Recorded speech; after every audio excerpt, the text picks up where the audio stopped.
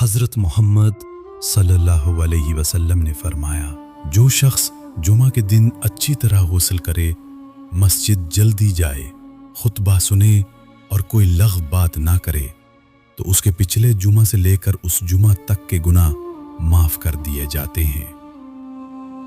جمعہ کے دن ایک ایسی گھڑی آتی ہے جس میں کوئی مسلمان بندہ جو بھی دعا مانگے اللہ تعالیٰ اسے قبول فرماتے ہیں۔ یہ 7 مختلف روایات میں مختلف بتائی گئی ہے، لیکن اکثر علماء کا خیال ہے کہ یہ عصر کی نماز کے بعد سے لے کر سورج غروب ہونے تک کے درمیان ہوتی ہے۔ نیکیوں کا اجر۔ جمعہ کے دن کیے جانے والے اعمال کا ثواب بڑھا دیا جاتا ہے۔ خاص طور پر جمعہ کے لیے جلدی مسجد جانے والے کو ایک اونٹ کی قربانی کا ثواب ملتا ہے، پھر جو اس کے بعد جائے اسے گائے کا، پھر مینڈھے کا، پھر مرغی کا اور آخر میں انڈے کا ثواب ملتا ہے۔ درود شریف کی کثرت۔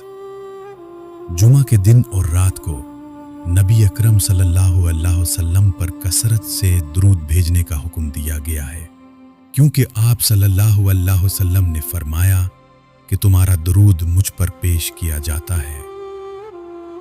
جہنم کی آگ کا ٹھنڈا ہونا۔ جمعہ کے دن جہنم کی آگ نہیں بھڑکائی جاتی۔ دنوں کا سردار۔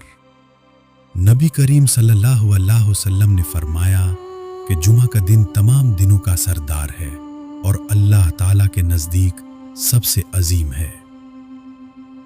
جمعہ کے آداب۔ جمعہ کی فضیلت حاصل کرنے کے لیے کچھ آداب کا خیال رکھنا بھی ضروری ہے۔ غسل کرنا۔ جمعہ کے دن غسل کرنا سنت ہے۔ صاف ستھرے کپڑے پہننا۔ اچھے اور صاف کپڑے پہننا چاہیے۔ خوشبو لگانا۔ اگر میسر ہو تو خوشبو لگانا بھی سنت ہے۔ مسواک کرنا۔ مسواک کا اہتمام کرنا چاہیے۔ مسجد جلدی جانا۔ نماز جمعہ کے لیے جلدی مسجد جانا چاہیے۔ خطبہ غور سے سننا۔ خطبہ کے دوران خاموش رہنا اور غور سے سننا واجب ہے۔ لغو باتوں سے پرہیز۔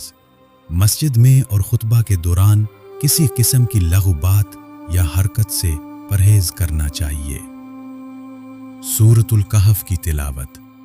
جمعہ کے دن سورۃ الکہف کی تلاوت کرنا مستحب ہے۔